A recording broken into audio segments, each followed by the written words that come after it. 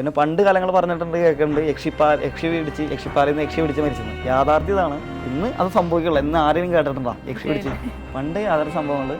ഇപ്പം ഉദാഹരണം പറഞ്ഞാൽ HMT എന്നയുടെ റൂട്ട് മറ്റേ പമ്പോസ് എത്തണ വരെ റോഡ് സൈഡിൽ പാല നിൽക്കണുണ്ട്, നിറച്ചും പാല.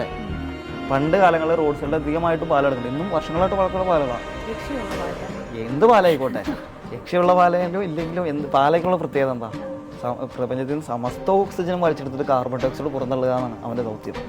നടന്നു വന്നവൻ ക്ഷീണിതായവൻ അവൻ പാൽച്ചോട്ടിലെ റെസ്റ്റ് എടുക്കണം. അവിടെ പാൽ എടുത്ത് അവനെന്നാ ദുർഗന്ധം ചിലപ്പോൾ അറിയാൻ പറ്റും, ആ മണം അറിയാൻ പറ്റും. പക്ഷെ അതാണ് ശ്രവിക്കാതെ അതിനെക്കുറിച്ച് വ്യക്തമായിട്ട് ധാരണയില്ലാത്ത ഒരാളത് ശ്വസിച്ചുകൊണ്ടേയിരിക്കും. 1 മണിക്കൂർ 1.5 മണിക്കൂർ നോർമലി അതായത് പ്രകൃതിദത്തമായ കാർബൺ ഡൈ ഓക്സൈഡ് ശ്വസിക്കുന്ന ഒരു വ്യക്തിക്ക് സ്വാഭാവികമായിട്ട് ശ്വാസതടസ്സം, ശ്വാസമുട്ടലുണ്ടാവും. ഇതൊരു ആസ്മ രോഗിയാണെങ്കിൽ പിന്നെ പ്രത്യേകിച്ച് പറയാൻ വേണ്ട, കുഴഞ്ഞ് വീഴുന്ന വീഴ്ചയിൽ കഴുത്തോടെയോ ശരീരം എവിടെയെങ്കിലും കൊണ്ട് മുറിയും. 4-5 മണിക്കൂറും പ്രകൃതിദത്തമായ കാർബൺ ഡൈ ഓക്സൈഡ് ശ്വസിച്ചാൽ ആൾ മരണപ്പെടും.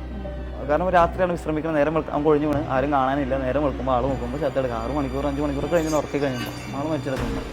വന്ന് നോക്കണ ആൾ നോക്കുമ്പോൾ സ്വാഭാവികമായിട്ട് എവിടെയെങ്കിലും രക്തപ്പാടൊക്കെ കണ്ടുണ്ടോ. ആൾക്കാർ പറഞ്ഞെന്താണെന്ന് യക്ഷി പിടിച്ചു, പ്രേതം പിടിച്ച ആൾ മരണപ്പെട്ടു.